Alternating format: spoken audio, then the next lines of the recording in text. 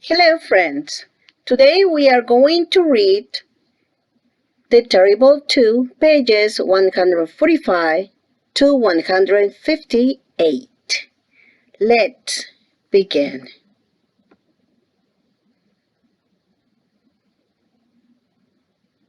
Chapter 25. Holly and Miles stopped in front of Miles's new locker, number 336. Stuart was entering the combination to the locker below, which was Miles's old locker, number 337. "Hey," said Holly. "When did you get an upper locker?"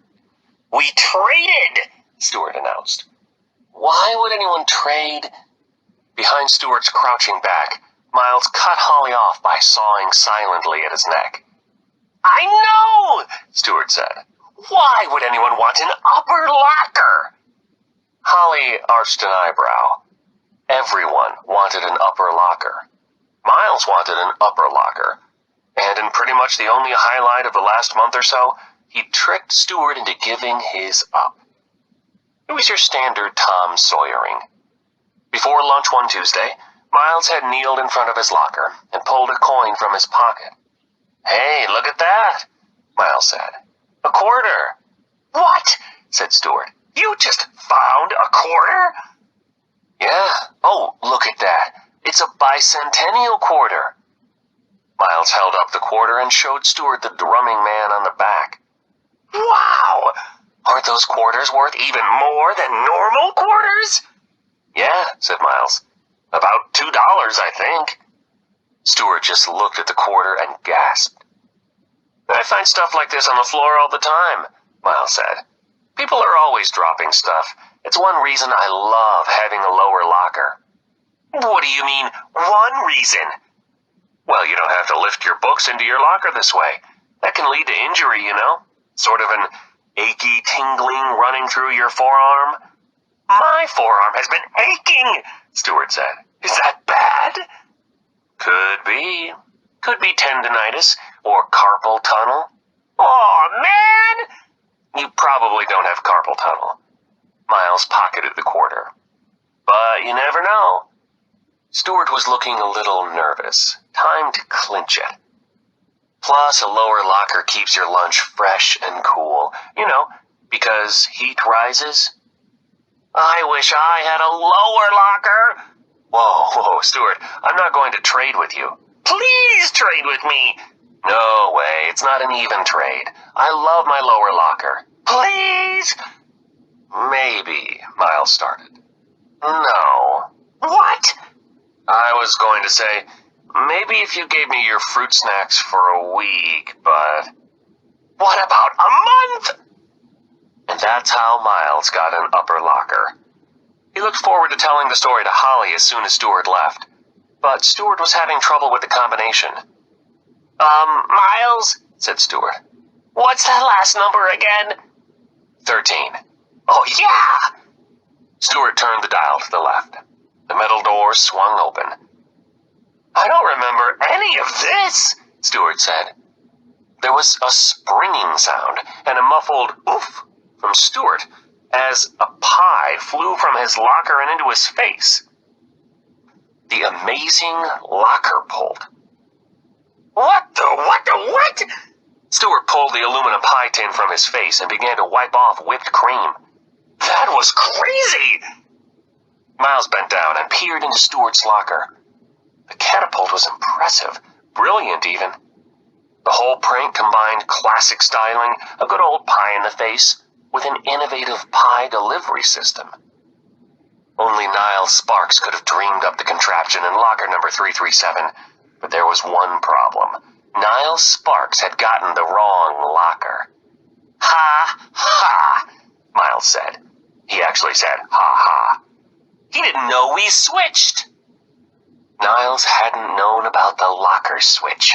He'd been too busy planning and building and smiling, and he'd missed a crucial detail. Here was a little pranking rule for Niles Sparks. Don't miss crucial details. After a long streak of thwarted pranks, Miles was now the thwarter. He'd thwarted Niles, just as Niles had thwarted him. Well, technically, he benefited from an oversight. It wasn't exactly an active thwarting, but a thwart was a thwart. Stuart picked off a maraschino cherry stuck above his left eyebrow and popped it in his mouth. Yum! It's like a Shirley Temple! Miles felt a pang of sympathy for Stuart. Collateral damage in the prank war. But then again, he seemed to be enjoying that cherry. The commotion attracted a crowd, and the crowd attracted Barkin. "Make way for me! Make way for me!" Barkin said. He plowed through the mob and surveyed the situation. Stuart, creamed. Miles, nearby. Himself, on the case. "Stuart, you're covered in whipped cream." "I know," said Stuart.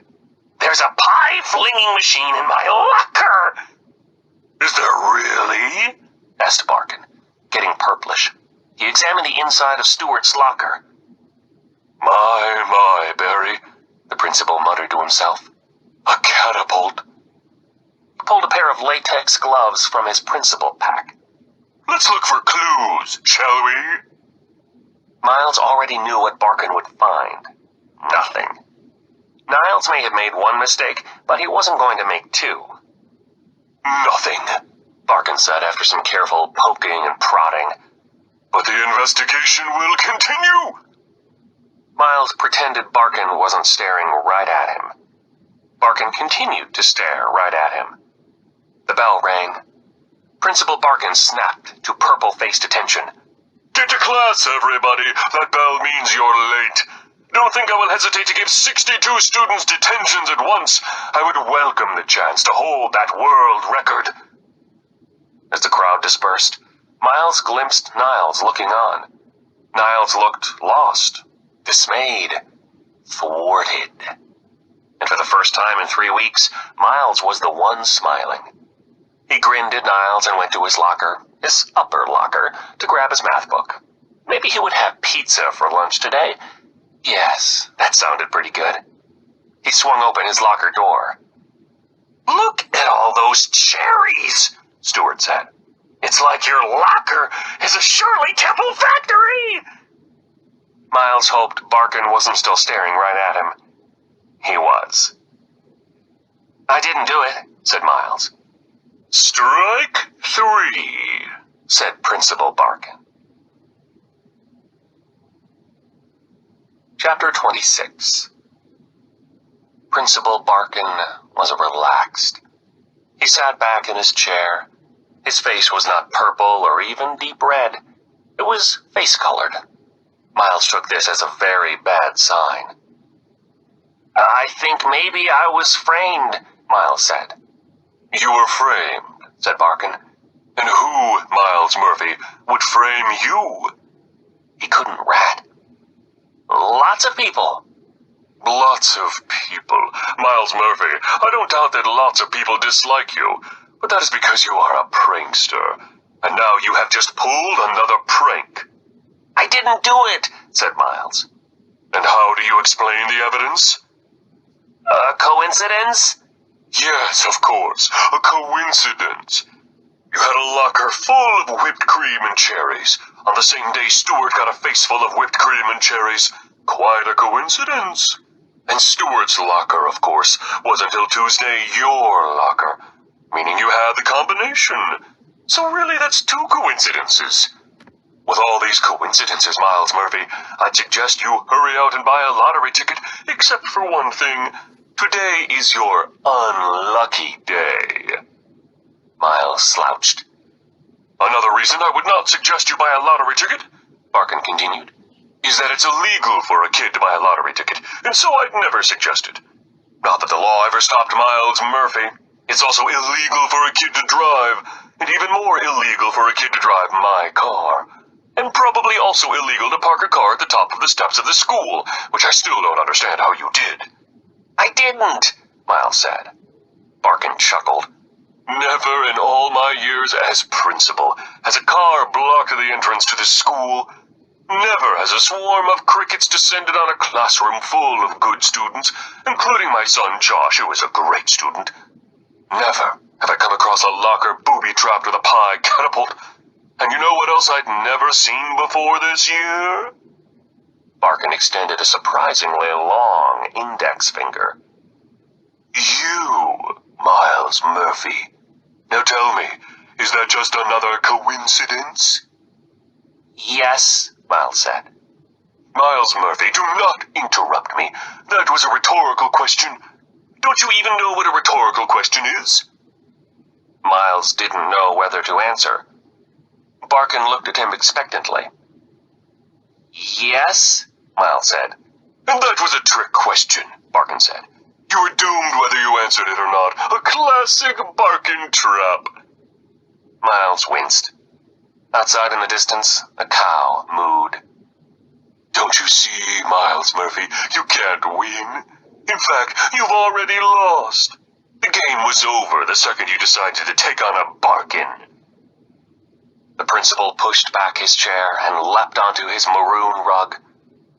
The Barkins have been principals at Yawny Valley for 5 generations. Right now, it's not just me bearing down on you, Miles Murphy. You are feeling the full weight of history on your shoulders.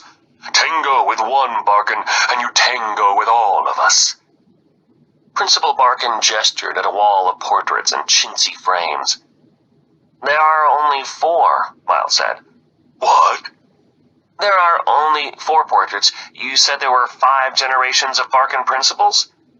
Yes, well, my grandfather's portrait was removed. For a moment, Principal Barkin lost his momentum. Grandpa Jimmy had been a good man, always making silver dollars appear from behind little Barry's ears. He did the trick every Thanksgiving, the only time Barry's father let Grandpa Jimmy visit. What's that, some dirt behind your ears? Grandpa Jimmy would say. Then reaching forward, ta-da! A silver coin would appear between his grandfather's fingers. And that wasn't even the best part.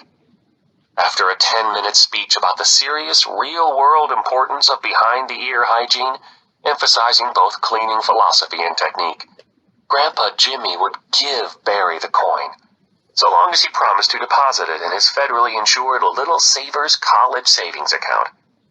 Compound interest, Jimmy would say. That's the real magic trick. But Grandpa Jimmy had been soft.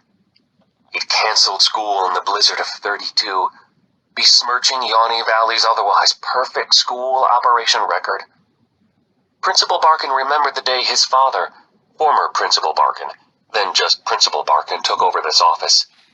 Take it down, Bertrand Barkin had said. Those were his first official words of principalship. And so Bert, the janitor, had removed the portrait of James Jimmy Barkin from the wall. After school, on the way to his dad's car, Barry saw the painting, its frame cracked, leaning against a green dumpster. He thought about sneaking it home, disobeying his father, stuffing it in the trunk, smuggling it up to his room at night, and hiding it in his closet behind his blazers. But he hadn't. Maybe he should have. No. Surely Barry Barkin had made the right choice that day. Just as Bertrand had been right to take the portrait down, because a principal's authority must be absolute. There was no room for weakness. Principal Barkin's eyes refocused. Detention, after school, and before school, every day until you leave this school. Miles sank.